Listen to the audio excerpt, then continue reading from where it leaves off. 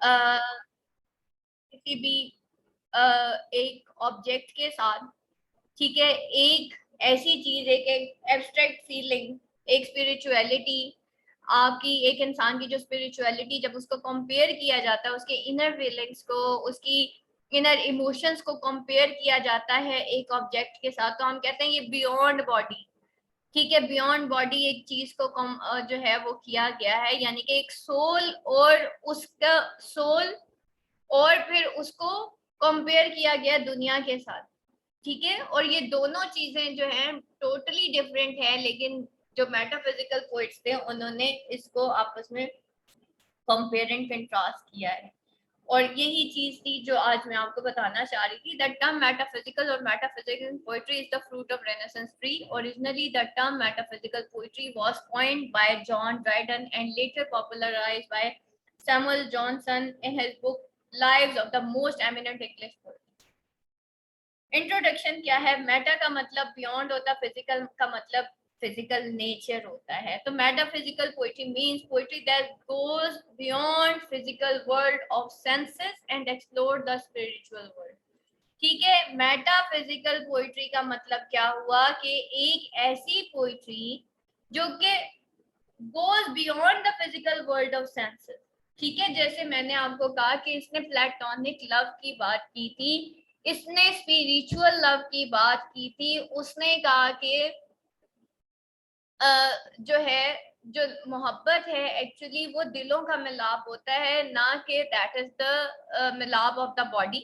तो इस वजह से हमेशा जो है जॉन डन स्पेशली या जितने भी मेटाफिजिकल पोइट्स हैं वो स्पिरिचुअलिटी की बात करते थे, स्पिरिचुअल लव की बात करते थे, तो इन्होंने फिर यूज ऑफ कंसीट किया था। ठीक है, तो metaphysical poetry means poetry that goes beyond the physical world of senses and explore the spiritual world.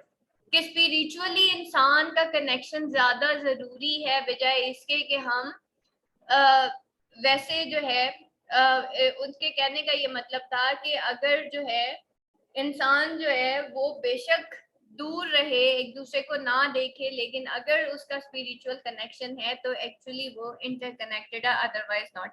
Metaphysical poetry refers to a type of very intellectual poetry. It is a type of poetry dealing with abstract or philosophical subject. ठीक है, अब ये type of poetry है जो deal करती है किसके साथ? एब्स्ट्रैक्ट के साथ या फिलोसॉफिकल सब्जेक्ट के साथ, जैसे कि love, religion, God, beauty, faith and so on. इन्हीं को हम एब्स्ट्रैक्ट नाउन्स भी कहते हैं। मैंने आपको कहा ना, वो चीज जो नजर नहीं आती हम कहते हैं ये एब्स्ट्रैक्ट नाउन है, जो चीज नजर आती है वो नाउन है, और जो चीज नहीं नजर आती हम कहते हैं ये एब्स्ट्रैक्ट नाउन है। तो हम इनको एब्स्ट्रैक्ट आइडियाज भी कहते हैं, हम इनको एब्स्ट्रैक्ट थीम्स भी कहते हैं। वैसे तो ये थीम्स ही होती हैं बेसिकली, जो एब्स्ट्रैक्ट आइडियाज होते हैं। तो ये वो विद एब्स्ट्रैक्ट या फिलोसॉफिकल सब्जेक्ट्स हैं, ये वो जो कि जैसे लव हो गया, रिलीजन, गॉड, और इन सारी चीजों को, और इस सारी चीजों का ताल्लुक इंसान की सोच, उसके स्पिरिचुअल वर्ल्ड से होता है। Thus, metaphysical poetry means the poetry which addicted to witty conceit and far pessimism. तो मेटाफिजिकल पोइट्री क्या है? पोइट्री जो कि एडिक्टेड है किसके साथ? विटी कंसीट्स के साथ, और फार कंसीट्स एक्चुअली कहते ही फार फेच्ड इमेजरी को है। अभी मैं आगे जाके आपको कंसीट्स के बारे में बताने जा रही हूँ इसके बाद। The term metaphysical implies a process of dry reasoning, a speculation about the nature of universe and problems of life and death. अब ये क्या है? एक ड्राई रीजनिंग है, स्पेकुलेशन है नेचर ऑफ यूनिवर्स, कि दुनिया किस तरीके से चल रही है, problem of life and death, इन दोनों को आपस में कंपेयर एंड कंट्रास्ट किया जाता है। मैंने आपको कहा, वो शायर कहता है अपनी बीवी से, जॉन डन जो है वो अपनी बीवी के लिए लिखता है, वो कहता है देखो मैं तुम्हारे पास इतनी देर में आ जाऊंगा जितनी देर में सूरज पूरी दुनिया का एक चक्कर लगाता है। At one side that is the nature of universe, at the other side there is a problem of life and death. ठीक है, तो वो उसको कहता है देखो तुम गमजदा नहीं हो, मैं वापस आ जाऊंगा, जितनी देर में सूरज जो है वो पूरी दुनिया के गिर्द एक चक्कर लगाएगा, मैं उससे भी पहले तुम्हारे पास वापस आ जाऊंगा। ठीक है, तो ये क्या है? अब वो क्या करता है कि प्रॉब्लम्स, नेचर स्पेकुलेशंस हैं about the nature of universe और problem of life and death. बेटा ये आज आप पॉइंट्स लिखेंगे, ये आप साथ साथ लिखते जाएं। काइंडली प्लीज रिकॉर्डेड लेक्चर का इंतजार मत किया करें, जिस टाइम मैं लेक्चर दे रही होती हूँ मेक द पॉइंट्स। उसी टाइम पॉइंट्स लिखा करें। आपके हाथ में कॉपी पेंसिल होनी चाहिए और आपके ये पॉइंट्स लिखे हुए होने चाहिए, ठीक है। ये आपको बाद में याद रहेंगे। दोबारा दोबारा ये सुन के अपना टाइम नहीं वेस्ट किया करें। एक दफा जब लाइव क्लास ले ली, just make the points and don't waste your time. उसके बाद नहीं, मेटाफिजिकल का सिनोनिम कंसीट नहीं है। मेटाफिजिक्स में, मेटाफिजिकल पोइट्री में एक्चुअली कंसीट यूज होता है, ठीक है। तो metaphysical poetry is direct sensuous apprehension of thought और recreation of thought into feeling, ठीक है। तो अब क्या है मेटाफिजिकल पोइट्री क्या है? एक सेंसस एप्रीहेंशन है हमारी सोच की और हमारी रिक्रिएशन ऑफ थॉट की इनटू फीलिंग। अभी मैंने बात क्या की थी? सोल, थॉट, फीलिंग, उसको एक ऑब्जेक्ट के साथ कंपेयर किया जाता है। उसको आप अपनी recreation of thought into feeling वो आप बता रहे हैं। एक सेंसुअस एप्रीहेंशन है। ये सारे बेटा वोकैबुलरी वर्ड्स काइंडली आज लिखे। अभी देखिए वो लिखा हुआ था ना, एक्सटेंडेड मेटाफर, फार फेज इमेजरी, ये सारे मैंने आपको क्या कहा था, थीसॉरस से आप ये वोकैबुलरी ऐड करेंगे क्योंकि ये वोकैबुलरी आपको भूल जाएगी। जॉन डन लिख के एक साइड पे पेज पे उसमें सारी आपने वोकैबुलरी लिखनी है कि जॉन डन की वोकैबुलरी ये है, मेटाफिजिकल पोइट्री की वोकैबुलरी ये है, कंसीट्स की वोकैबुलरी ये है। इंग्लिश लिटरेचर में पास होना है ना बेटा, अपनी वोकैबुलरी एनहांस करें और हर चैप्टर की वोकैबुलरी डिफरेंट है, वोकैबुलरी वर्ड्स लिखा करें। और वो मैंने आपको बताया कि थीसॉरस से ऐड किया करें उसमें। अच्छा जी, उसके बाद Dante's view about metaphysical poetry. Dante क्या कहता है? Thoughts transmuted in the imagery of dream. Add कीजिए बेटा अपने नोट्स में, ठीक है। मेटाफिजिकल पोइट्री को अगर हम शॉर्ट टर्म में डिफाइन करें तो वो क्या है? थॉट्स ट्रांसम्यूट होती है into the imagery of dream, ठीक है। हमारी थॉट्स इमेजरी ऑफ ड्रीम्स में ट्रांसम्यूट हो गई है। नंबर से नेक्स्ट ऐड करें इन सारों को। According to Grierson, metaphysical poetry has been inspired by a philosophical conception of universe and of the role assigned to human spirit in this life। यहाँ पे देखें क्या है जनाब, फिजिकल फिलोसॉफिकल कॉन्सेप्शन है यूनिवर्स का और फिर एक रोल है जो कि ह्यूमन स्पिरिट को इन लाइफ जो है वो दे दिया जाता है, ठीक है। ये उस कॉन्सेप्शन से इंस्पायर हुआ है। एक तरफ फिलोसॉफिकल कॉन्सेप्शन ऑफ यूनिवर्स है, एक तरफ वो कंपस की बात करता है, एक तरफ वो सन के चक्कर की बात करता है, एक तरफ वो जो है गोल्ड की बात करता है कि जी उसको जितना मर्जी थिन कर लें वो दरमियान से टूटता नहीं है। दूसरी तरफ वो इंसान की स्पिरिचुअल वर्ल्ड की बात करता है, वो इंसान की स्पिरिचुअल वर्ल्ड को कंपेयर करता है फिलोसॉफिकल कॉन्सेप्शन ऑफ यूनिवर्स के साथ।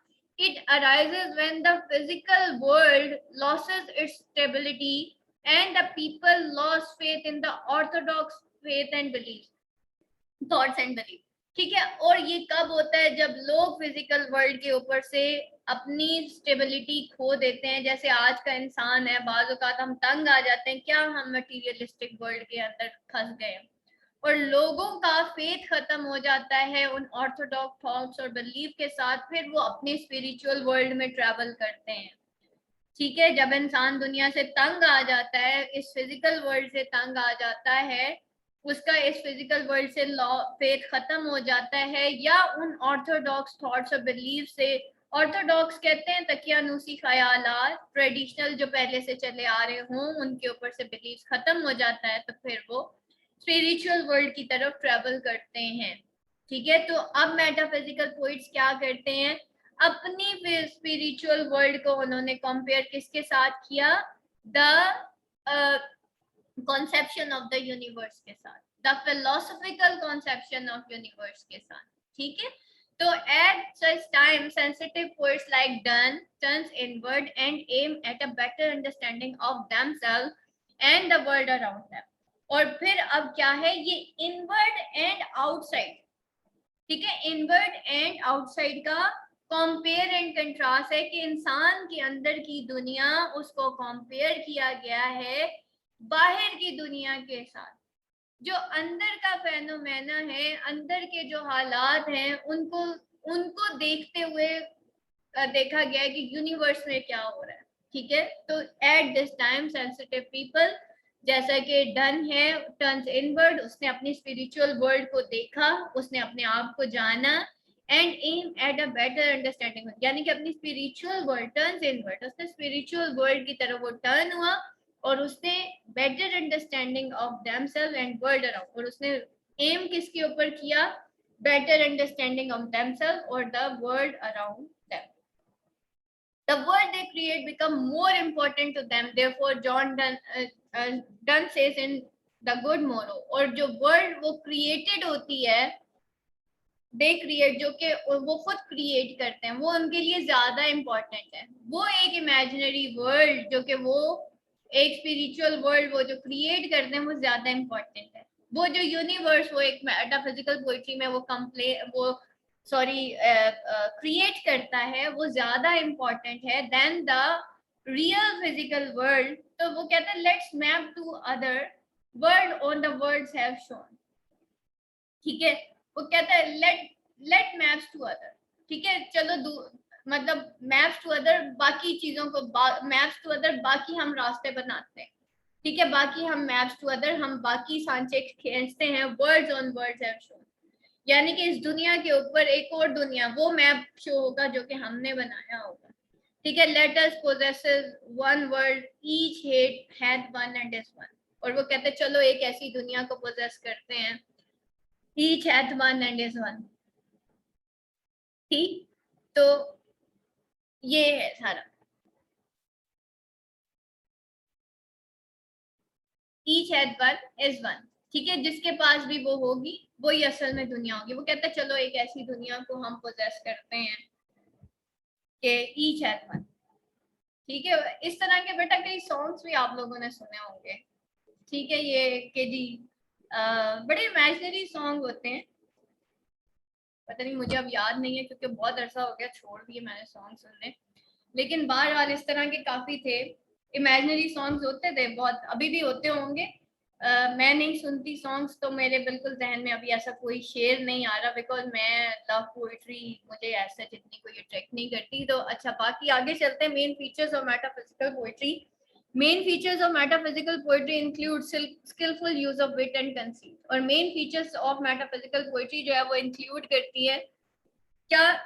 विट और कंसीट। विट कहते हैं ऐसा शॉर्ट आइडिया, यानी कि दरिया को कूजे में बंद कर दिया जाए, उसको कहते हैं हम विट। विट को हम उर्दू में हिकमत भी कहते हैं, हिकमत आमोज बात को हम विट कहते हैं। कंसीट फार फेच इमेज को कहते हैं।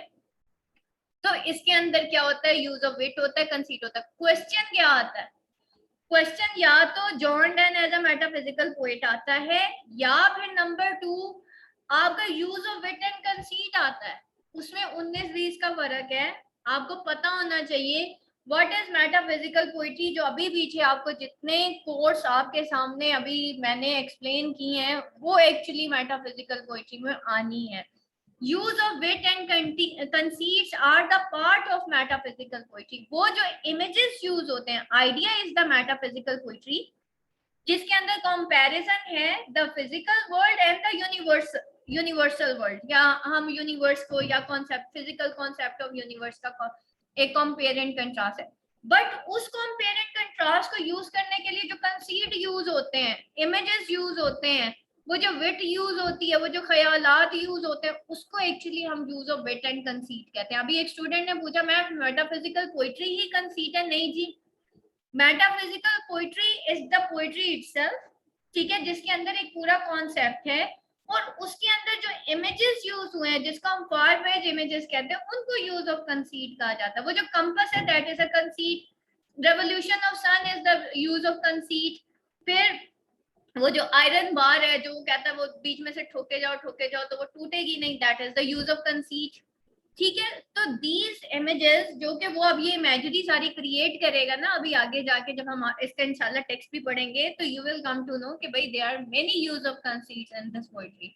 तो main feature of metaphysical poetry includes skilful use of wit and conceit, ठीक है, ये अब उसका फीचर है, कंसीट और विट जो है इसके अंदर है, मेटाफिजिकल पोइट्री के अंदर।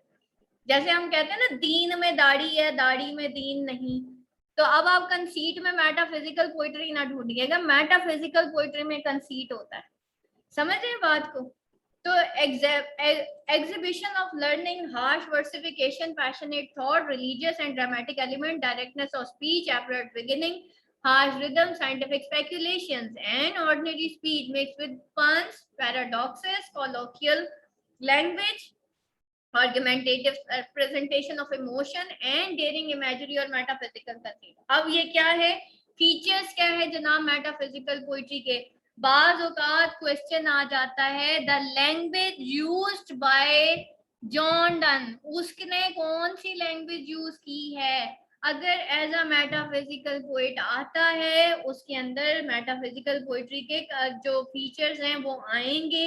उसमें जनाब आपने लिखना है पंस क्या होते हैं। पंस बेसिकली हम कहते हैं ना, किसी को पन मार देना, तंज कर देना, हम कहते हैं इस पे सही नुक्ता खींचा है इस बंदे ने ना, ठीक है। तो puns, paradoxes, paradox opposite, opposites को कहते हैं, कंपैरिजन को कहते हैं, कोलोकियल लैंग्वेज यानी कि सिंबॉलिक लैंग्वेज को कहते हैं, argumentative presentation of emotion, argumentative arguments के साथ आप इमोशंस को डिफेंड करते हो, ठीक है। और फिर उसके बाद, और आर्ग्यूमेंट्स के साथ ऑब्वियसली आपको बहुत सारे रेफरेंसेस चाहिए होते हैं। एंड डेयरिंग इमेजरी और मेटाफिजिकल कंसीट, और डेयरिंग इमेजरी है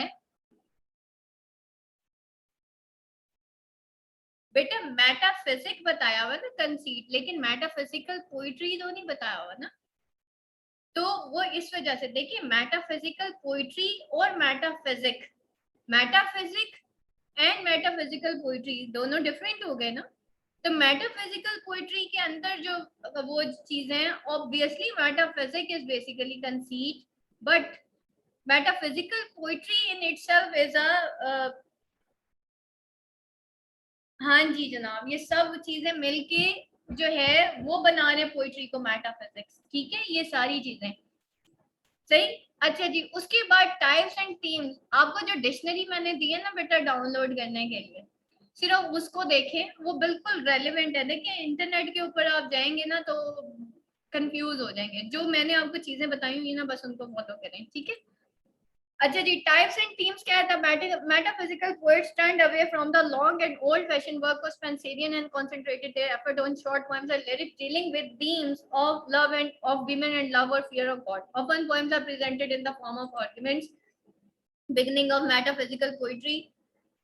Metaphysical poetry began early in Jacobean age. In the last age of Shakespeare, John Donne and his follower wrote metaphysical poetry in 17th century, and this tradition was revived in England and America in 20th century. Different critics view Dryden and Johnson being classical critic use this term metaphysical in a negative sense, ठीक है। और Dryden और Johnson जो कि new classical थे critic, उन्होंने metaphysical को negative sense में यूज किया। उन्होंने, जॉनसन ने कहा the most heterogeneous ideas yoked by violence together. Yoke करना, अंडे को फेंटना, ठीक है, अंडे की जड्डी को फेंटने को हम कहते हैं कि जी योक टुगेदर। उसने कहा hetero mean, homo mean same, hetero mean different.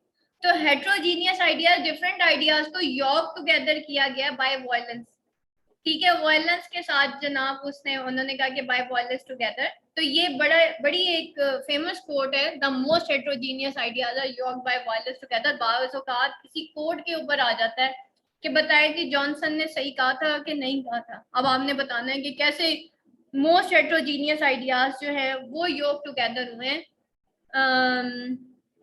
John Donne में, ठीक है, उसकी पोइट्री में, मेटाफिजिकल पोइट्री में। But Thomas Turn Eliot gave this term metaphysical a place of honor. He appreciated metaphysical poets. आप लोगों को जब मैं टेस्ट चेक करती हूँ, मैं आप लोगों को कहती हूँ बेटा अपना कंक्लूजन ठीक करें, अपना इंट्रोडक्शन स्ट्रॉन्ग करें। Do you know how to make the introduction strong and how to make the conclusion strong? जब इंट्रोडक्शन स्ट्रॉन्ग करने की बारी आती है ना, तो अगर मेटाफिजिकल पोइट्री लिखा है ना आपने, तो मेटाफिजिकल पोइट्री की कोई दो डेफिनेशन लिखें जो किसी क्रिटिक ने लिखी हो। ठीक है, बेशक वो बहुत छोटी हो, 2 लाइंस की हो, 1 लाइन की हो, हाफ लाइन की, अभी देखें कितनी छोटी छोटी आपको डेफिनेशन, और मैंने आपको कहा कि ये ऐड कीजिए। What about to make the conclusion strong? Conclusion तब स्ट्रॉन्ग करते हैं जब आप 2 क्रिटिक की कोट लिखेंगे, एक उसके हक में होगी, एक उसके खिलाफ होगी। यहाँ पे देखें डिफरेंट क्रिटिक व्यू है। कंक्लूड करते हुए आपने किसी और क्रिटिक की कोट लिखनी होती है। अब यहाँ पे हमने किन दो, टीएस इलियट की बात की, इसको थॉमस टर्न इलियट भी कहते हैं और इसको टीएस इलियट भी कहते हैं, और दूसरा हमने जॉनसन की बात की। ठीक, तो इन दोनों ने क्या कहा, एक ने नेगेटिव सेंस में कह दिया, एक ने पॉजिटिव सेंस में कह दिया। तो अब आपका कंक्लूजन स्ट्रॉन्ग हो गया, क्योंकि आपने आर्गुमेंटेशन भी दे दी और आपने डी आर्गुमेंटेशन भी दे दी। बाकी ये आपके सामने मेटाफिजिकल पोइट्स की पूरी लिस्ट है। उसके बाद John Donne as a metaphysical poet, वो जो है लीडर था, फाउंडर था मेटाफिजिकल स्कूल ऑफ पोइट्री का। John Donne poetry is intellectual in nature, it is reflect with witty conceits. ठीक है, अब देखें मेटाफिजिकल स्कूल ऑफ पोइट्री के अंदर बेटा विटी कंसीट्स है।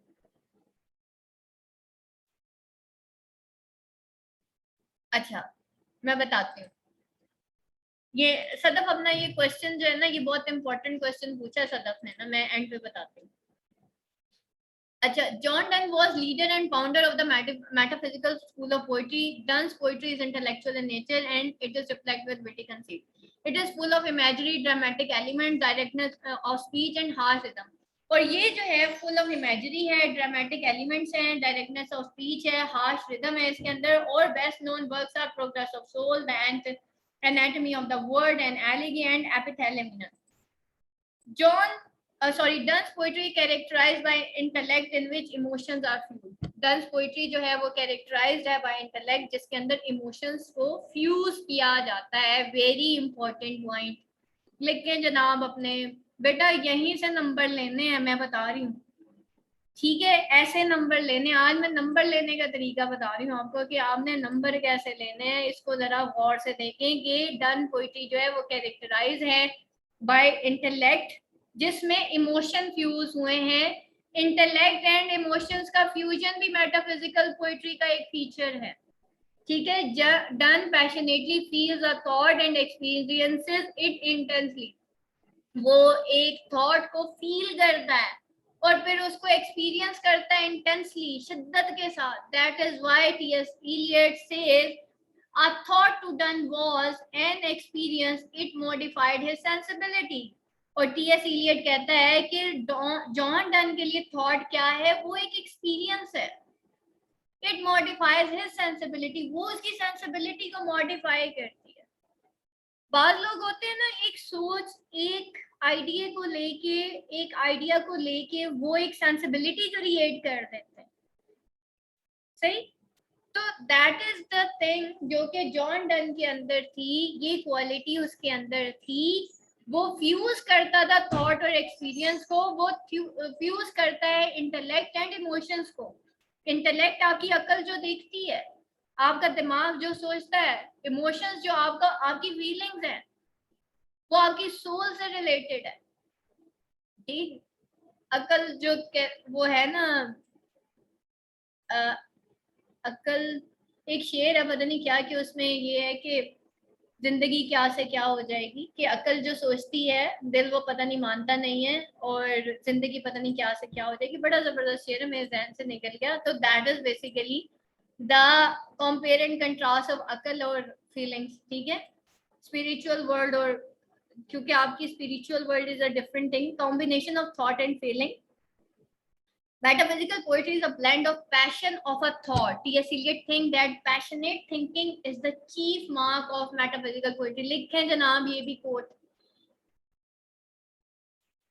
जी बिल्कुल, तो पैशनेट थिंकिंग जो है वो चीफ मार्क है किसका, metaphysical poetry. There is an intellectual analysis of emotion in Donne poetry, though every lyric arises out of some emotional situation, the emotion is not merely express, rather is analysed. ये जो TS Elliot है ना, इसने एक book लिखी थी, आप लोग पार्ट 2 में जाके पढ़ेंगे क्रिटिसिज्म में। उसमें ना इसने इमोशंस की बड़ी जबरदस्त बड़ा जबरदस्त इसने मतलब उसके बारे में बताया कि क्या होता है थॉट और फीलिंग का कॉम्बिनेशन ना। तो पैशनेट थिंकिंग उसने कहा कि वो चीफ मार्क है मेटाफिजिकल पोइट्री का, और ये there is an intellect analysis of emotion in terms poetry, और यहाँ पे एक इंटेलेक्चुअल एनालिसिस है इमोशन डन की पोइट्री में, though every lyric arises out of some emotional situation, although हर लिरिक जो है अराइज आउट होता है some emotional situation, the emotion is not merely expressed rather it analysed. Emotion जो है वो खाली एक्सप्रेस नहीं होता बल्कि वो एनालाइज होता है। Done poet a valediction forbidding mourning, prove that lover need not mourn at parting, for instance, so let us melt and make no noise। अब वो यहाँ पे कहता है कि जी अपनी पोएम में कि जो लवर्स जो हैं वो जब बिछड़ने लगे हैं, तो अब वो कहता है कि भाई रोने की जरूरत नहीं है। फॉर इंस्टेंट वो कहता है so let us melt and make no noise, no tier floods, no side Tempest move, ट्वेर प्रोफेनेशन of our Joy, to tell the lady our love. वो कहता है सो लेट अस मेल्ट, कि हमें मेल्ट होने दो, एंड मेक नो नॉइस, लेकिन कोई शोर ना हो, नो टीयर फ्लड्स, ना तो आंसू बहाने की जरूरत है बहुत ज्यादा, नो साइड टेम्पेस्ट, टेम्पेस्ट कहते हैं तूफान, ना ही कोई ऐसी साए हो, ऐसी आहें हो जो कि तूफानों को जो है वो परवान चढ़ा दें। इट वर, ये टी वर्ड है ना, it were profanation of our joy. Profane कहते हैं ये हमारे जॉयस के प्रोफेन है। प्रोफेन कहते हैं किसी चीज की इज्जत खत्म कर देना। प्रोफेन कहते हैं प्रोहिबिशन, मतलब हम कहते हैं ना कि ये चीज दीन के लिए एक्चुअली ये यूज होता है।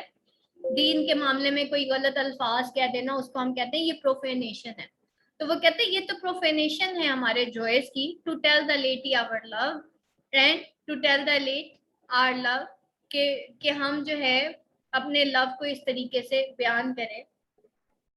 तो वो कहता है कि ये हम इस तरीके से हम नहीं बिछड़ेंगे, ठीक है। वो एक्चुअली अपने मोहब्बत की कोई भी इज्जत में कमी बर्दाश्त नहीं करता। यहाँ पे the major quality of metaphysical poetry is combination of thought and feeling and Donne is the master of presentation together different object which has a remote similarity between them. He connects the abstract with conceit, the remote with near, and the metaphysical with commonplace। और वो connect करता है abstract को conceit के साथ, remote को near के साथ, यानी कि एब्स्ट्रैक्ट को रिमोट को नियर के साथ। खुद वो दरिया समंदर पार है, बीवी जो है पाकिस्तान में बैठी है, ठीक है। ऑब्वियसली अभी सारी बीवियों के दिमाग में यही आ रहा होगा।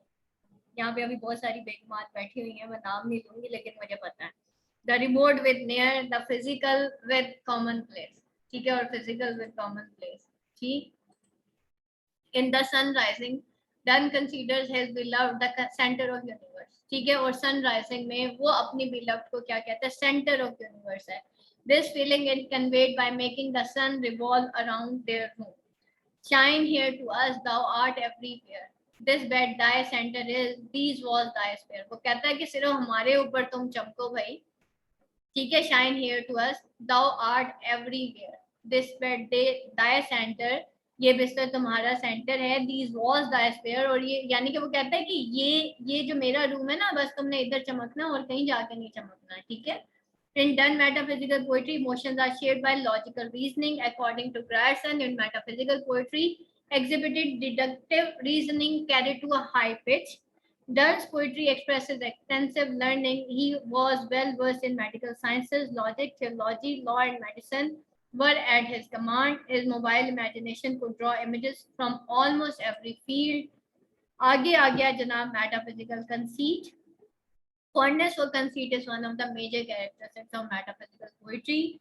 Donne makes use of daring imagery or metaphysical conceit. His wit, conceit show his deep learning. The range